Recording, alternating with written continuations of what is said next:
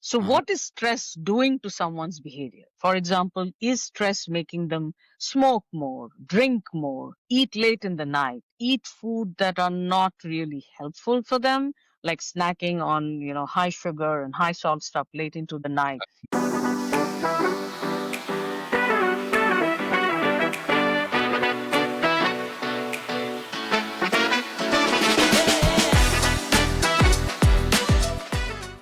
When we talk about health, most people think of heart disease, weight, maybe even diabetes. But the first thing that actually starts to decline long before any diagnosis is your brain. And here's the part no one talks about. Most neurodegenerative conditions, whether it's dementia, Alzheimer's, cognitive decline, don't start in your 70s.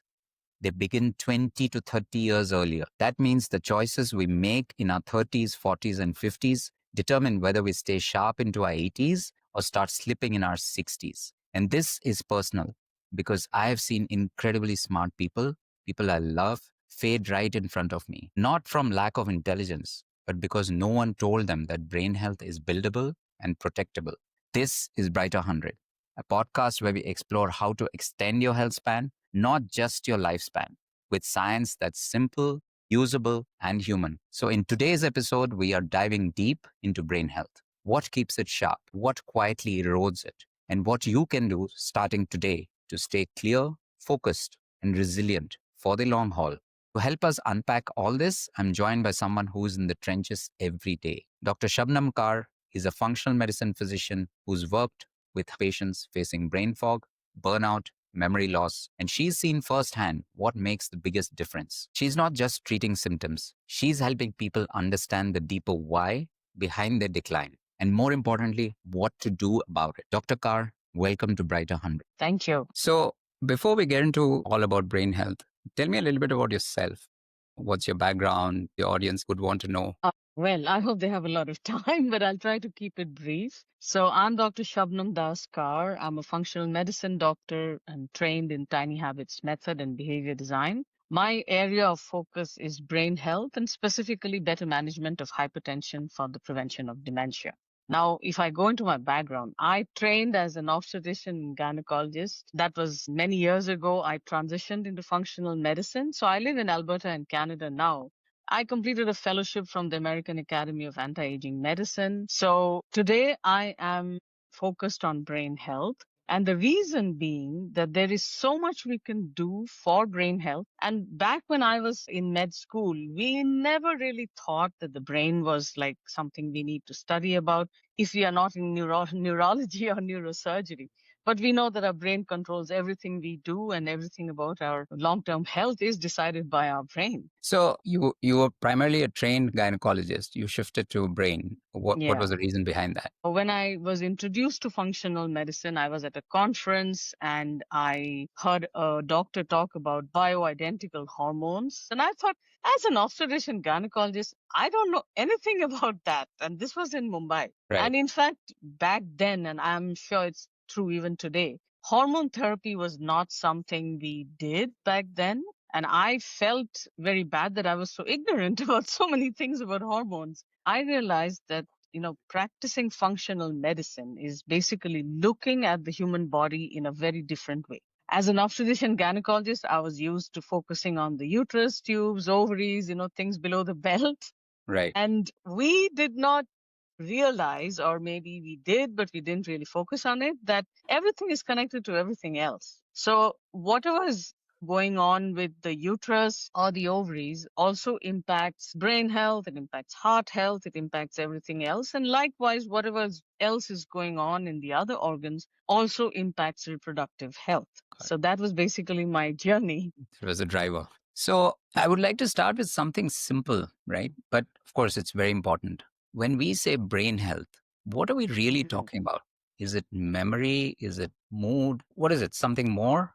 It is all of that and more. If we go into the medical definitions, then it is emotional health, social, cognitive performance, memory, sensory, physical activity. So there is no standard definition of brain health like we have for other things. So in simple terms, what it means is this person able to achieve all the things they want to achieve in terms of cognitive capacity, Do they have good relationships? Are they able to maintain relationships?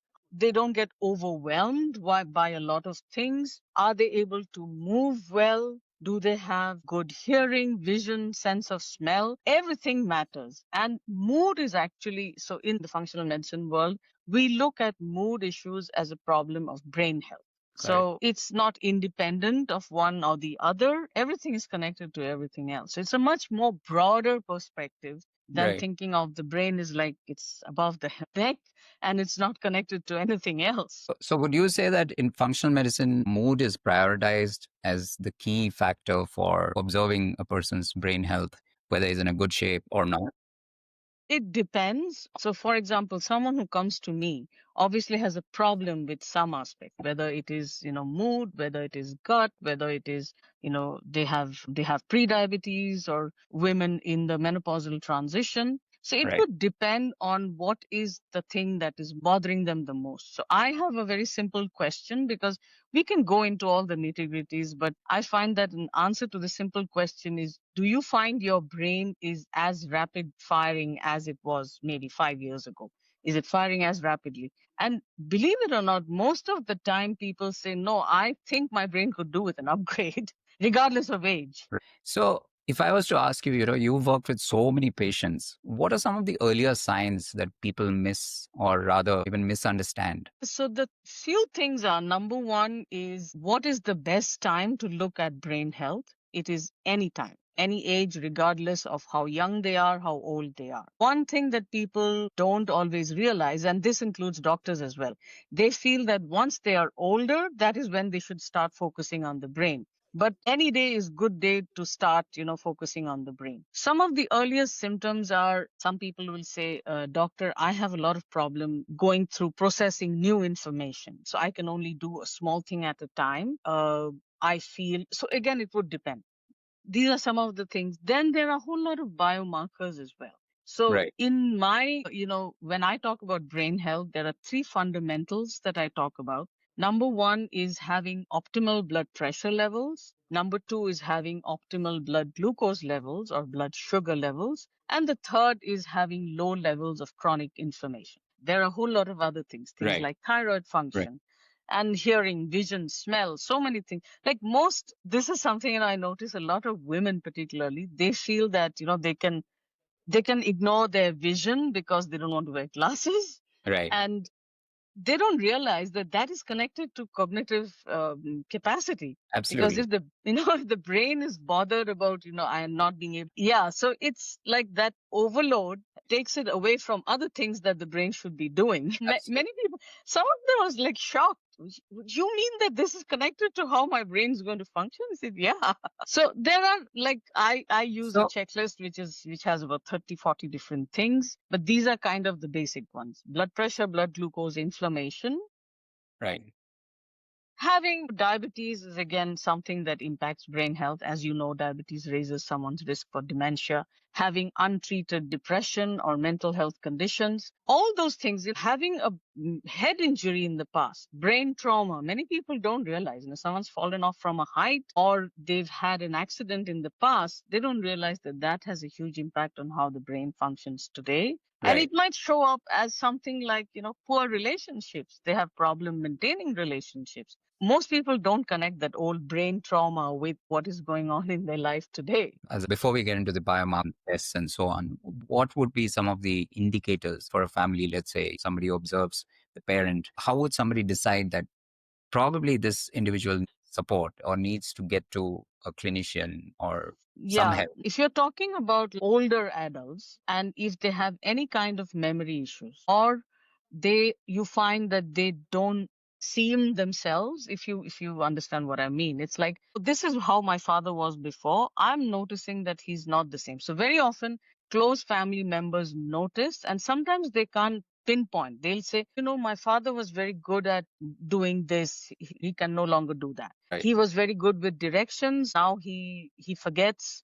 Then he starts repeating things. So all those, they are like small, tiny clues And then, of course, there are the entire, the disease world where someone who has diabetes needs to have a cognitive assessment. Someone who has Parkinson's disease, Parkinson's is very common. Of So course. any kind of symptom is what I say. And then the other thing to remember is suddenly someone develops acute symptoms. Like yesterday, let us say this person was absolutely fine, remembered everyone's names, could function absolutely independently. Suddenly, in 2 days, you feel like, oh, what's wrong? I have had so many people ask me, do you think my mother could have developed dementia overnight? I said, no, dementia doesn't develop overnight. Then you have to rule out the other acute problems. Like in older people, it's electrolyte imbalances, thyroid dysfunction, vitamin deficiencies like vitamin B vitamin deficiencies. So nobody usually is like 100% okay today, and tomorrow they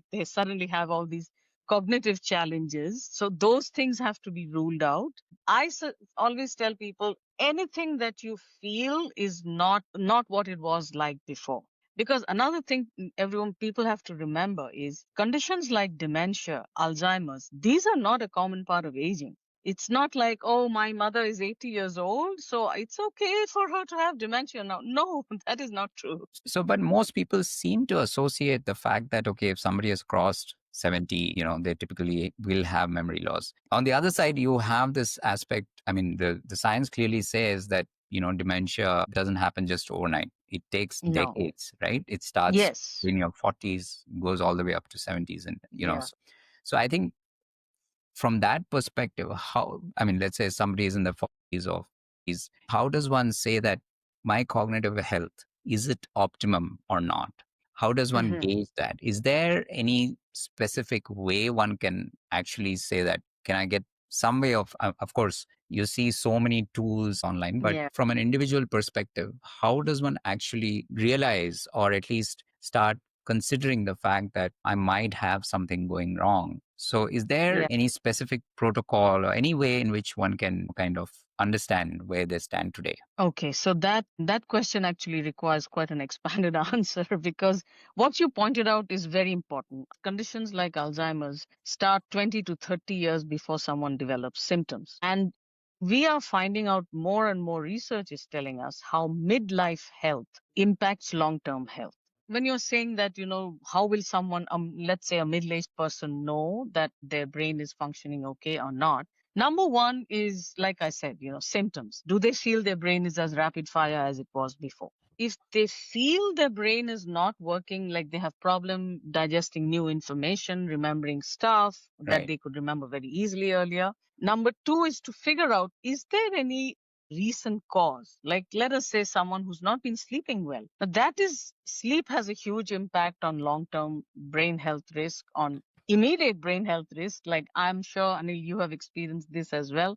One night of sleep loss is like Oh, people who have experienced that, or you had jet lag, you know how your brain feels. It doesn't feel the best, but most people, they perform at such a high level that they're able to sort of barrel through that and they go through their day. And someone from outside usually is not able to, figure out that there's something wrong with them. But, we know inside, I'm not 100% today. oh, Then the next would come whole lot of biomarkers, like some I said already: blood pressure, blood glucose, inflammation levels, thyroid function. For women, menopausal transition hormone levels. For men, testosterone levels matter as well. So whole lot of things. So in our practice here, every patient goes through a brain assessment, regardless of whether they have any symptoms, whether they have a family history of dementias, none of that. It's like we do that for everyone, and that is not the norm. we come to your specific way of understanding patients. But before that, one of the things that at least I've been noticing is, and even data clearly points to that, is we're seeing a rise in brain related disorders, be it like you said, Alzheimer's, dementia, and seem to be showing up much earlier than before. So what's really going on? And Okay. what are you seeing as a physician? Is this really happening? Individuals probably in their 50s already having dementia, and is the onset much earlier now vis-a-vis maybe 2 decades ago? At least the data seems to point that. So you brought out something very important, Anil. One of the biggest things that sometimes a lot of people don't realize is our brain health is intimately related to our metabolic health. So when I say metabolic health, what does it mean? It basically means, everyone understands pre-diabetes or metabolic syndrome. So if the body doesn't have the, optimal carbohydrate insulin metabolism, body's ability to use carbohydrate optimally, that impacts not just brain health, brain, heart, mood, you name it. Everything is impacted. And as metabolic health in people all over the world, and particularly more so in India, has become much worse than it was maybe 10 to 20 years before.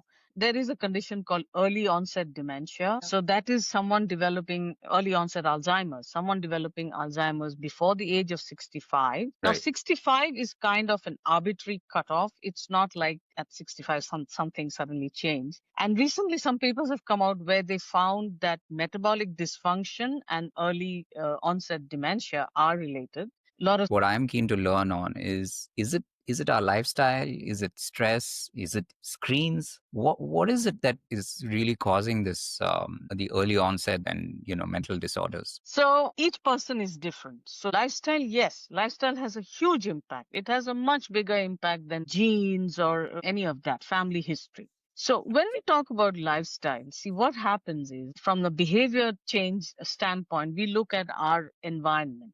Now, saying that this person has a poor lifestyle is a very judgmental thing Right. because it's the nature of our work. Today, most of us are sitting at tables with a laptop, and this continuous sitting for several hours in a day, then in India, in places like Mumbai, I'm sure in Bangalore as well, the commutes are really long and they're not driving. So continuous sitting is a big problem because it impairs blood glucose regulation, it impairs muscle mass, it increases inflammation. So this Adam. is the nature of our work now. Then the Right. next thing comes when you talk about screens. Now, screens as such, screen use has not been related to dementia in that sense, but screen use is like, what is it doing to somebody? Is screen use late in the evening keeping them away from sleep? Then, of course, sleep has such a huge impact. We've already talked about it. Right. Then it comes to environmental toxins like pesticides, all these things that come in our food chain. Then whole lot of plastics. In fact, they've found nanoplastics inside the brain now. Right. Whole lot of environmental chemicals. There are gazillions of them which are there in the atmosphere, and we don't have a foolproof way of getting rid of them. And some of the stuff has to come from public health. So it's not a one thing. It's like their lifestyle is bad and they have a whole lot of stress is another important factor in the sense that what is stress doing to somebody? So if stress is, as I talk about stress resilience versus is the person affected by stress and that is having an adverse impact, talking about stress and brains, it's very complex. Complex in the sense for doctors, it's very easy to tell a patient, you have a lot of stress. That's why, your blood pressure is not in control, your diabetes is not in control. But stress is not like someone has high stress, someone has low stress, and just because someone has high stress, everything is like doom and gloom for them. So Right. what happens with stress is what I call stress resilience. Now, there are different levels. One is what is stress doing to the body at a physiological level? So, a lot of what is it doing to blood pressure, blood glucose levels, inflammation? The other part, which is more under control for most people, is behavior. So, Uh-huh. what is stress doing to someone's behavior? For example, is stress making them smoke more, drink more, eat late in the night, eat food that are not really helpful for them, like snacking on, high sugar and high salt stuff late into the night. Right.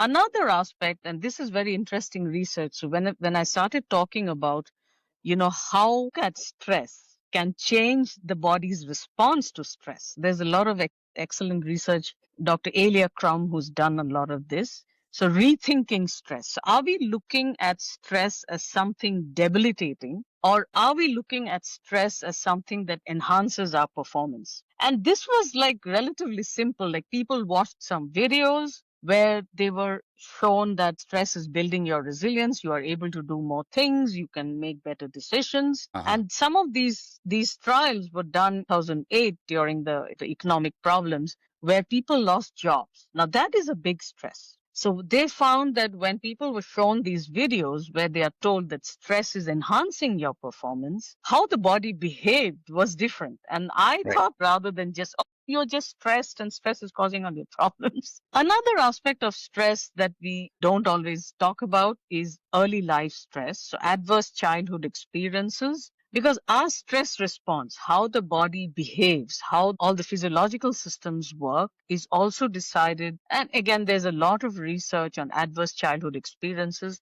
before the age of 18, people who've gone through maybe domestic violence or lived Right. with parents who had Right. mental health conditions, addictions. Then in the present time, people who've moved from one country, war zones, there are like gazillions of reasons, Right. but having a high A score is not everything. So let us say they had a very helpful grandmother who supported them, who made sure they had food. That changes their stress response. Or as an adult, they had a very supportive husband or wife. So it's not like someone who's had an in childhood adversity. It's all like, again, you are done for life. No, it is not that. There are a Right. lot of things that people are able to do and overcome those challenges. Yeah, then there's also the whole aspect of the good stress and bad stress.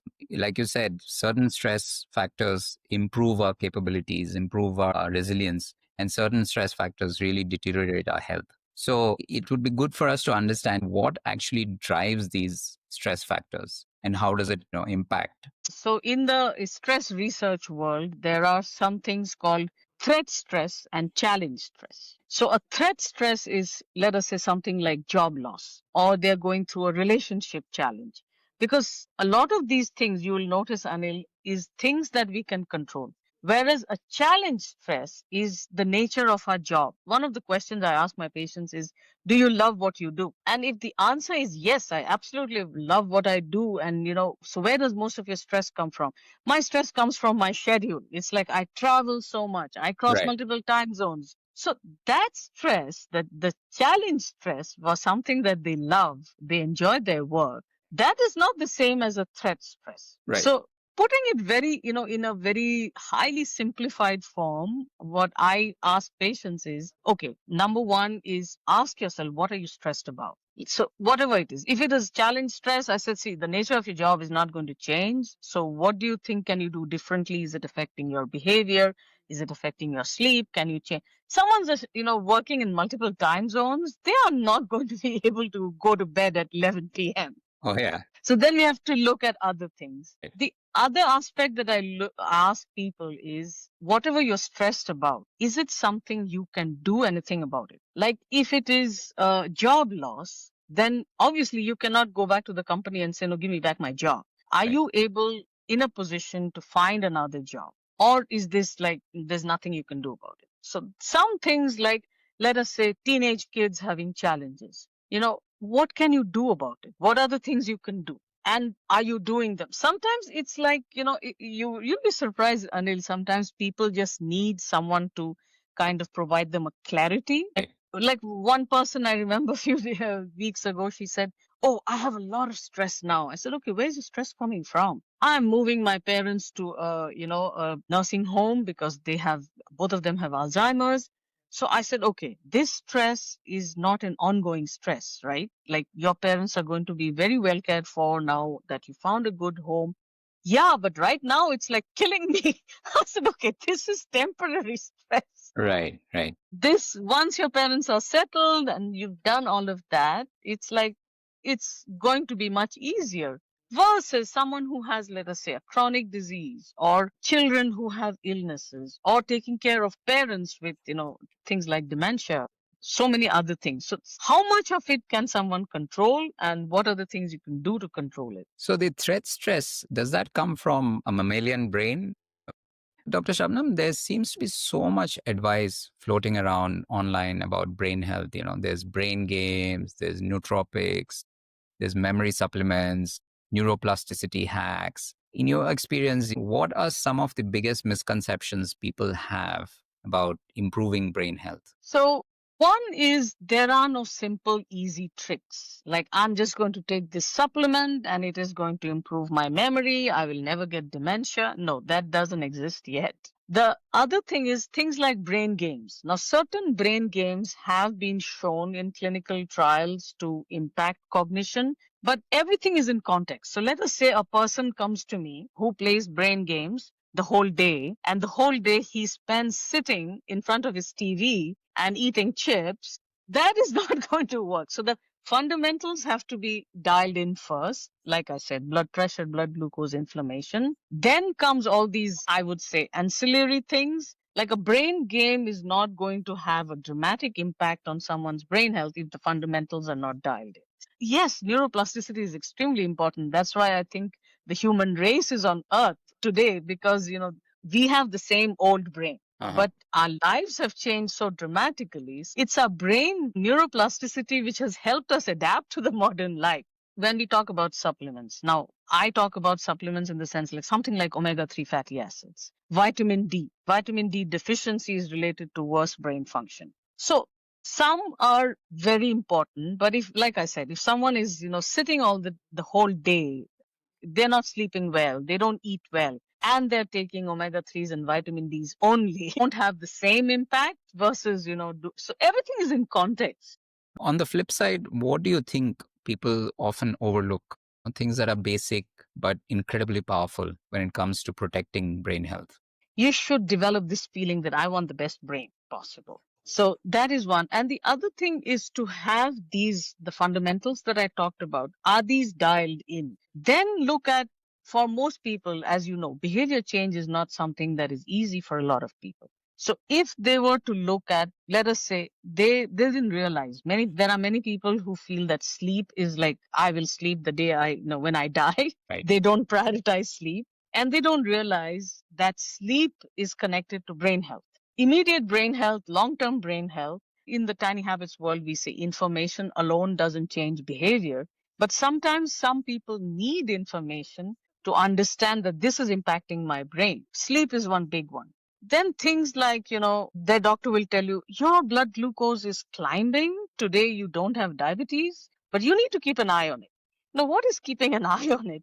Right. That being pre-diabetic, having metabolic dysfunction, having high triglycerides, all those things matter. And many people don't connect those to brain health because they feel that heart health and brain health are independent. They are not. They're intimately related. Then things like continuous sitting. They don't connect the continuous sitting with their brain health, with the fact that they feel all foggy. Another thing is daylight exposure. Now, I know in India, in Mumbai, it's like so hot in summer. I remember Right. when I was there recently, I didn't get daylight exposure because it was too hot for me Too hot. Yeah. to go outside. So then comes food. Now, for a lot of people, changing how they eat to what they eat is more difficult than changing other things. So from the behavior change standpoint, what I tell my patients is what is the few things you see yourself doing and what is the impact they're going to have on your long-term health. So simple thing like, again, I sound like a stuck record and I keep talking about continuous sitting. It's Right. like many people have phone calls during their entire business day. So one of the habits that a lot of my patients love is when I receive a phone call, I'm going to stand and walk around and take the call. That much of space everyone has. And if there's no space to even walk around, maybe they can stand, or like I'm using a standing desk. And so small things like Right. what is the small little thing I can do for my brain today? So standing instead of sitting for a meeting. Now, Right. is my environment such? Like, I don't have a chair in my, home office because so that I'm not even tempted to sit. Then things like after eating lunch or dinner, can you go for even a 2 minute or a 5 minute walk? That dramatically changes their blood glucose levels. And for a lot of my patients in India, see, one of the biggest challenges in India, people have dinner very late in the evening, Right. and that completely messes up their metabolism and brain health and blood glucose control. So even if they don't make dramatic change to what they eat, if they can eat earlier. And I have suggested to my patients in India, I said, take a second, box of lunch, like in Mumbai, it's a dabba. Take a second one because one is the lunch you're going to have. Have Right. a second one because you can't leave the office before 7 o'clock. So by the Yeah. time the person reaches home, it's like 9 p.m. So they can't have an early dinner. They don't have the food readily available. So simple things like that. And no one would associate, I mean, a lot of people wouldn't associate an early dinner with brain health. While we are on the topic of dinner and diet, I think one of the challenges we have in India is that it's largely carb driven diet. And tell us a little bit about how that plays up in terms of from a macro perspective. We talked about prediabetes, metabolic dysfunction. So basically, what happens is for a lot of South Asians, because India is supposed to be the diabetes capital of the world. So what happens is our bodies lose the ability to process carbohydrates. Now, in that situation, if we eat a lot of carbohydrates, now when I say a lot, it is different for different people. For example, Anil, someone like you who's physically active, who goes to the gym regularly, your level of carbohydrate tolerance may be, I'm just giving a random number, Right. maybe 200 grams a day, versus someone who's a couch potato. That person may have a carbohydrate tolerance of 30 grams a day. Any amount beyond that will make them raise their blood glucose levels, affect their brain and heart health and blood vessels health. One is what can someone do? Yes, you're right. In India, a lot of people eat more carbohydrates than their body can process. And some people are vegetarians. So for them, it is even more difficult because any food, like all the grains that most, in India, rice, roti, rotis of all the different kinds, whether it is Right. ragi, bajra, jawar, all of them can raise blood glucose levels extremely high. So instead of focusing on what you can take away, what I tell my patients is what is the highest protein food that you love?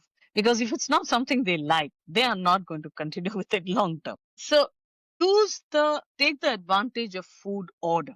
Number one is when you talk about macros, are you getting enough protein? So very basic protein level, and again, the amount would differ depending on the physical activity levels, is 1 gram per kg body weight. So most people don't get, even those who eat non-vegetarian food, like they eat meat, fish, they are not eating every day. Even they find it a challenge. I myself find it a challenge to meet, my protein requirement every day. Now, meeting protein requirement is one thing. So when we serve food to ourselves, this is where I say take advantage of food order. So serving ourselves protein first. And for my vegetarian patients, I actually tell them that without a protein supplement, they are not going to be able to have enough protein and not get a lot of carbohydrates. Because a lot of people who are vegetarians particularly think that things like lentils and beans, all of Right. them have a lot of carbs. And the protein in them is like a minuscule amount Yeah. and not the right kind. So they need a protein supplement. So I tell them start your meal with the protein drink. Then you have whatever else you want to have because automatically protein increases satiety. It keeps blood glucose levels more stable. So it's not going to go up dramatically. Of course, some Right. people are able to do that very well, others don't. And for people who are like traditional Indian food, let us say I come from Eastern India. So it's like rice and fish and vegetables and Right. maybe lentils. But instead of starting with rice, what if I started with the fish or meat? Or if fish or meat is not there, maybe vegetables also, instead of starting with Right. the carbohydrate first. A lot of people are told, fruits are supposed to be very good for you. They start the day with a fruit smoothie. I've told patients, I said, you start your day with candy. And of course, Right. they were not very happy. So, fruit is to be treated as a dessert, it's not a meal. When we look at most of your work is with people who are still highly functioning, but they're struggling in ways that they can't quite explain, be it in terms of Yeah. brain fog, memory lapses, focus issues, and mood swings. What's it like when patients finally realize that, there's something wrong with me? When they come and say that, hey, something just doesn't feel right. So there are many different ways. One is when you talk about mood issues. So a lot of women in India, younger women with PCOS, for example. Now we know that PCOS and mood issues are very commonly related. Things like anxiety and panic attacks and depression. One route is when they go to the regular doctor and say, I'm having these anxiety problems, and their doctor says, or depression problems, and the doctor says, you need to be on a psychiatric medication, an antidepressant or something. Then they start reading up on the internet and they find that functional medicine has other tools beside. A lot of patients don't want to be on antidepressant medications, and I'm not Right. saying I am against medications. For some people it makes a dramatic difference, but in functional medicine for mild conditions we don't look at antidepressants as the first line of treatment. So someone like that will come to me and say, doctor, what else can I do? So then, of course, we always start with food and, lifestyle. So sleep, food, movement, medication, supplementation, whichever area they want to start first. So sometimes, because when someone comes to me, they're already very highly motivated to make changes. So they'll, let us say, they start with food, they give up gluten and grains and sugar and processed food, and they see changes in a very short time. Like I've had patients, sending me an email in 3 days and said, I didn't know gluten was causing such a big problem for me. When you say PCOS, they are all also largely hormonally driven. Yes, yes and no in the sense. See, PCOS in my world, call PCOS diabetes of the ovaries because the underlying problem in PCOS is insulin resistance, and insulin resistance drives everything else. So, PCOS is a condition for people who don't know where women have certain problems. One is they don't have cycles regularly, they may have high levels of hormones called androgens, they may have acne, and many women, particularly in India, struggle with weight. They have a problem losing weight or maintaining weight loss. Many of them have problems of getting pregnant, so infertility and mood issues. Now, back when I was an OBGY in Mumbai, I didn't look at mood issues. And if anyone said anything about mood, I would send her across to my, psychiatrist colleague across the corridor and say, oh, you need to go and meet Dr. So and so to take care of that. So PCOS, the underlying problem is again a metabolic dysfunction. So once the metabolic dysfunction is addressed, a lot of the PCOS symptoms can stay away. Now, at this point in time, there is no curative treatment for PCOS. Most of the treatments are to manage symptoms. Someone doesn't have regular cycles, they are put on birth control pills to give them regular cycles. Someone who has problem getting pregnant, they are going into, fertility treatments, ovulation induction, maybe IVF. And a lot of women are told to lose weight, and that is going to improve their fertility. Now, as you know, that's not a simple and easy thing for a lot of people. And once their blood glucose levels are more stable, most of them find that the mood issues are gone, they have lost weight, they are feeling so much better. Now, they may not have achieved the weight that they wanted to. That is not going to happen in a short time because that's a different process altogether. Some have even found that the cycles start becoming more regular. So, a lot of different things. And again, everything depends on what kind of changes they're able to make. So, yes, it is a hormonal problem, but the underlying problem is metabolic dysfunction. So, yes, the hormone insulin has a huge impact on that. And that makes so Right. another criteria for PCOS, which I forgot to mention, is having polycystic ovaries on ultrasound. Now, having only polycystic ovaries on ultrasound and not the other features is not PCOS. Many people think, oh, I have PCOS because ultrasound is showing some cysts in the ovary. That is not PCOS. If excessive hair growth, acne, excess androgens, all these other factors are not there. So, when these patients come to you, do they usually understand that this could be early signs of cognitive decline, or are they just surprised? And once they See, do understand what's happening, how does it change their mindset or even their life? so one thing is, see, most people nowadays read up a lot, and anyone with PCOS reads something, they will always find things like PCOS raises your risk for cardiovascular disease, so meaning raises risk for heart disease, stroke, dementia. Now, for a 25-year-old woman who is not interested in fertility right now, she's only interested in losing weight and Right. having regular cycles, that future risk of heart disease is not going to bother her so much. She is more interested in what is happening today. Is my is my mood going to improve? See, before even weight loss, and weight loss, as you know, is a huge area. And just because someone is living with a higher body weight doesn't mean they want to lose weight at that point. So I usually Right. ask them, what is it you are most interested in? And they'll say, oh, I want to improve my mood. I don't want to have anxiety. I want to be able to function 100%. I want to do well at my job. Let's talk about prevention, right? Because Mhm. that's where I think most of us feel powerless. And from your clinical perspective, is there one thing people consistently underestimate in terms of prevention? Number one is no one is really excited about prevention unless they have some symptom. So if they have, like, they feel their brain is not as rapid fire as before, they have problem processing new information. If and it's a young person, they are not going to think of, dementia is something that I'm going to get when I'm 70, 80 years old and I need to start working on it today. Preventive health, which a lot of people say, oh, we know that dementia is preventable and people should just stop doing this and do this, do that, manage their stress, blah, blah, blah. No, unless someone has symptoms, or this is the other thing that happens, they have a relative, a parent or friend or someone who's been diagnosed with dementia recently. My father's been diagnosed with dementia. My mother's been diagnosed with dementia. I want to know what I can do to prevent that because I'm taking care of them and I don't want to go down that route. Right. So that is when, and at that point in time, Anil, most of them have high motivation because they are dealing with someone right in front of them. But if they don't have someone with, any of these challenges, they are themselves not facing any brain issues or mood issues or memory or anything, most people are not going to, suddenly start saying, oh, I need to do all these things. So each person has a different path.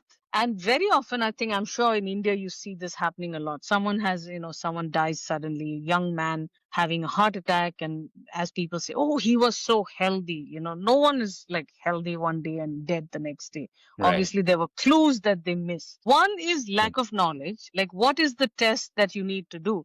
2 days ago, a relative of mine said, I want my husband to get all these tests done. I said, so what made you decide now versus at some other point? We have a friend who had a heart attack and thankfully he survived. But he's the same age and they have similar lifestyles. And I suddenly realized that, and he had his ECG, which was normal. I said, ECG does not detect this. It's not the kind, not a, heart attack kind of heart disease. So what is the right test to do? A CT angiography would be the right test to do. Just doing a lipid profile is not enough. Things like these tests are available everywhere. Lipoprotein little a, LP little a, ApoB 100. I mean, we can go down many of those routes. Doing a baseline of, a yearly checkup, maybe not even yearly, maybe every 6 months if things are not normal. Now that we are talking about some of the tools, how do you think biomarker testing or even genetic testing can really help shift the game when it comes to brain health? Okay. So one is in functional medicine, we anyway do a very extensive battery of tests, which are available in a conventional lab. So basically, what does it include? Blood glucose levels. Now, ideally, I would have liked a CGM, continuous glucose monitoring. Then we do, in a lot of my Indian patients, I don't test fasting insulin routinely because fasting insulin can sometimes come as normal, but they're still not okay. Then is blood pressure. So for blood pressure, I always recommend a 24-hour ambulatory blood pressure test because we need to know the nighttime blood pressure. Right. Then, of course, lipids are very important. So standard lipid profile, if you look at triglycerides, is not something people focus on. Triglycerides will not go down with the statin medication. It is lower carbohydrate eating, omega-3 fatty Right. acids. In the lipid profile, these tests are available anywhere in the world now. One is lipoprotein little a. That Yeah. is a genetic marker. If it is high, right now, we don't have any specific treatment. We're waiting for the results to come out of a phase 3 trial. ApoB 100 actually tells us much more than good cholesterol and bad cholesterol. Right. So, standard lipid profile, triglyceride. Then another thing is someone doesn't do ApoB 100, these others, doing a triglyceride by HDL-C ratio.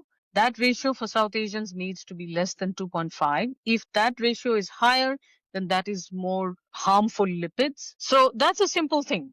Then Good. vitamin D levels, B vitamins, B12 can be measured. Iron studies, serum iron, ferritin, total iron binding capacity, right? And now in India, you can also test omega-3 fatty acid levels, omega-3, omega-6, and trans fat levels. That is a very important test.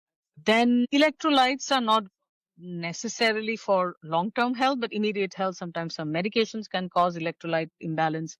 Thyroid function test, very important. For men, testosterone levels are extremely important. And another important metric for men, again, people don't connect brain health with erectile dysfunction. So erectile dysfunction is basically quite often a problem of the blood vessels going to the penis. So they don't function well. And Right. In my world, we say, one ED is related to the other ED. So erectile dysfunction is related to endothelial dysfunction. Endothelium is the lining of the blood vessels. So many things that are easily available.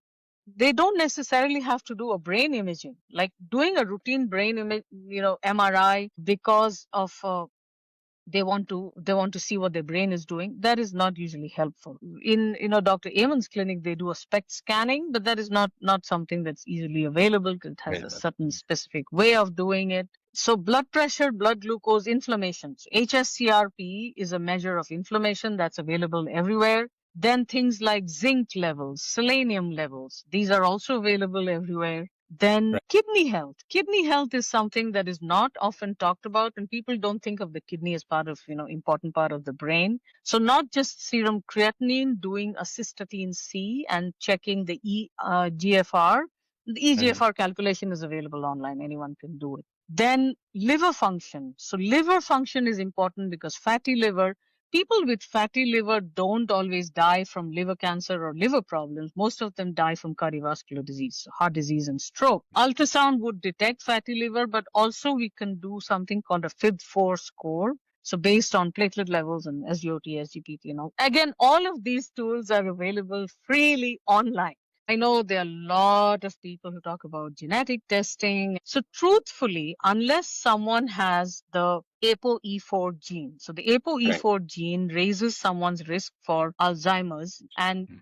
people can have either one or two variations. One comes from each parent, and that is usually sometimes suspected when we have a patient has a family history of many people with Alzheimer's. So ApoE4 gene can tell us, and sometimes people say, I don't want to know. And the other side is doctors will tell them, even if you know your ApoE4 gene, there's nothing you can do about it. That part is not true.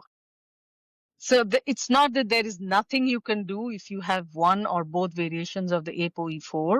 So things like they need a higher level of omega 3s. Women, particularly with the ApoE4, they have much more higher risk of Alzheimer's than men. Managing blood glucose levels, vitamin D levels, all these things become even more important in those with ApoE4. So many things people can do, even if they have one of these genes which raises their risk. So I think that's where knowledge becomes power, right? When you know Yeah. that you're at risk, you become far more proactive and you're able to do things which can improve and probably Yeah. extend your health span.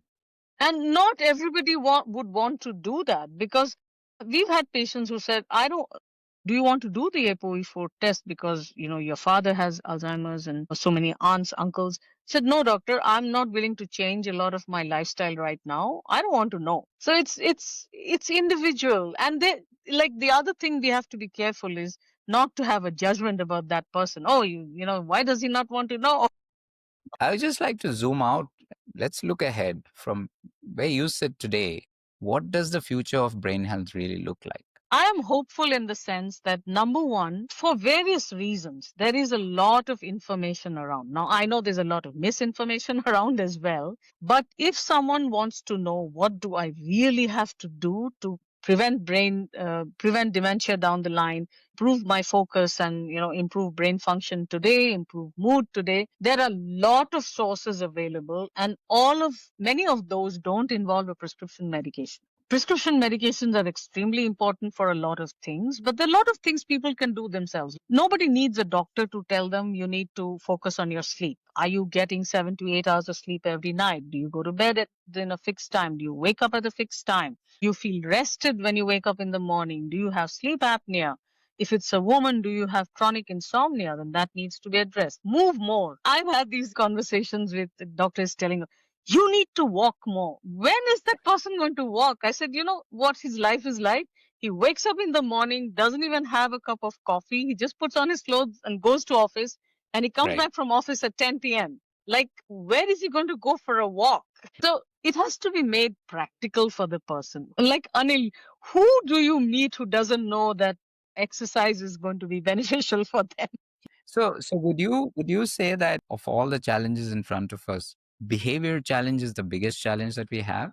Yes, behavior change is the biggest challenge. And I think, and here I'm talking from my view as a tiny habits coach, and, I'm trained in behavior change.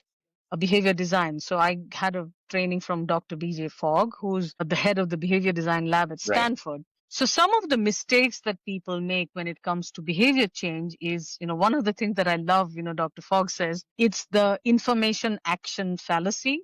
And I used to use that when I first started in functional medicine. It's like, I just give them lots and lots of information. You need to improve your sleep. You need to do this. You need to do that. You need to take 20 supplements. What happens at the end of it? That was not something they bought in. That was not what they wanted to do. Instead of focusing on what are the most important things which will have an impact on your long term health that you see yourself doing. So that is the big difference. And also this thing of, high motivation, high willpower. If you don't have motivation, we just need to motivate them more. Send them nudges and send them all these reminders to ding, move, and drink more water. Most of those things don't work.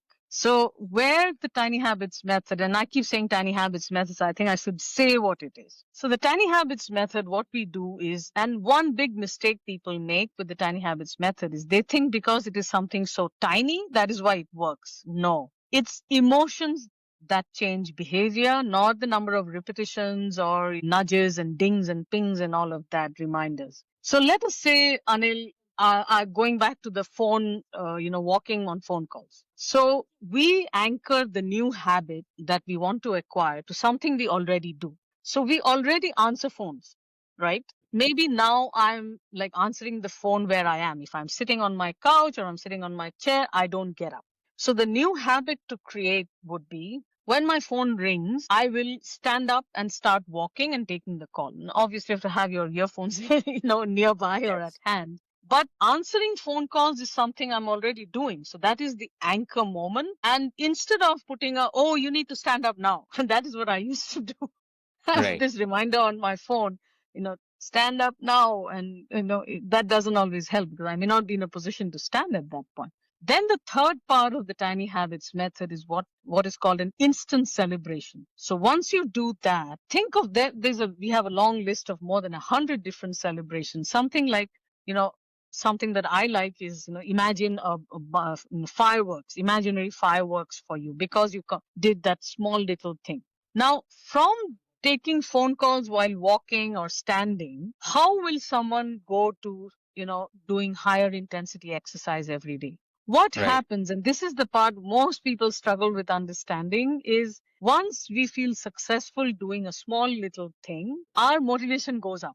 Then it's like, okay, now I can start, I'll keep some dumbbells on my table and I'm going to do 2 dumbbell curls when I'm done with my first meeting in the morning. Again, do you have a right anchor? I'm just thus that having the dumbbells on the table is not going to automatically get me Right. doing that. I have to create a habit where after I finish going through my emails, because going through my emails may take me half an hour, it may take me 1 hour. But having a reminder, do your dumbbells now when you're like right in the middle of some very high intense, email that you have to respond to, is not going to work. Right. So after I finish answering my emails, I'm going to do 2 dumbbell curls or something like that. After I switch on my tea kettle for tea in the morning, I'm going to do 2 dumbbell curls. The dumbbells have to be nearby. Everything will count. The important thing is to understand that what is the smallest thing they can start with. That is not where it's going to end. It has to reach the level.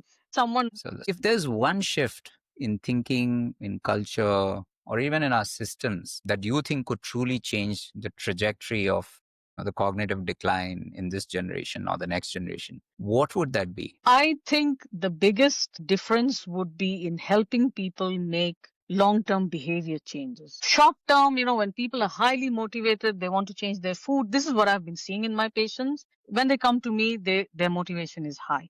They change their food, they take supplements, they, improve their sleep. But 6 months to 1 year down the line, it's not necessary these habits will stick.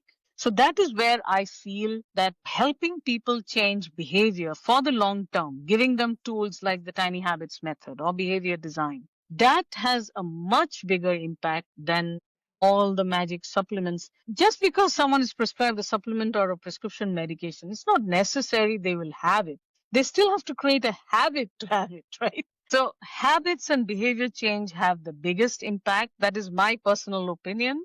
So, just to kind of conclude, and I'm mindful of your time, what would be the Top 5 things that you think anybody should be doing to protect their brain health. Okay. And again, this is not in any, this thing order because it's different Right. things for different people. As a former OBGY, one thing I want to mention, because this is not talked about again very often. For women, having a hysterectomy at a younger age, so early menopause, surgical menopause, because of a hysterectomy, even if their ovaries are left behind, can raise their risk for dementia down the line. And many women are not told these things, that having a hysterectomy when they are in their late 30s, 40s, even if both ovaries are left behind, raises their risk for heart disease, stroke, and dementia. So having a hysterectomy for a non-cancerous reason, my request to women is make that decision very carefully. It should not be, this is the first thing that I need to do. So exhaust all the other options, and only then and only then, if it's hysterectomy is necessary. Hysterectomy is a surgical removal of the uterus. Then you need to do that. That is one. The next is, I talked about interrupting continuous sitting. That is one of the biggest challenges I find. So, because again, these are things people can control themselves. Third thing that a lot of people don't realize is protecting from head trauma using seat belts in a car. It may seem like, oh, what is this Dr. Carr is talking about, like a silly thing like wearing a seat belt? Then maintaining optimal blood pressure. I have been talking about blood pressure and blood glucose and inflammation. One of the biggest sources of inflammation is food. So having food that don't cause inflammation in a particular person, it may be different things for different people. Eating adequate protein, which will automatically reduce the amount of carbohydrates someone eats. So those would be, some of my top recommendations. And get your basic lab work done at least once a year. If they are abnormal, they need to be repeated more often. So start simple, right? Start with what you like I always talk about, yoga. I said, I don't see myself getting into pretzel shapes, and that too in a group yoga. No way. I've heard someone tell me, but Dr. Kar, you're from India. I said, that doesn't mean I like yoga. Dr. Shabnamkar, thank you for bringing such clarity and calm to a topic that often feels overwhelming. It's clear that prevention isn't just about data, it's about empathy, timing, and putting people back in charge of their own health. Really appreciate your time and your voice on Brighter 100. Thank you, Anil. It's my pleasure to be on your podcast as a guest, and I hope people find this information beneficial. Oh, they will. There'll be a Thank follow you. up very soon with the Yeah. biomarkers. And for those of you listening, if there's one thing I hope you take away from here, it's this: brain health doesn't begin at diagnosis, it begins with awareness. It's never too early or never too late to protect the one thing that controls everything else. If this gave you something to think about, something to act on, hit follow, share it with someone you care about, and leave us a quick review. I'm Anil Casey, and this is Brighter 100. Live well, live independent, and live long.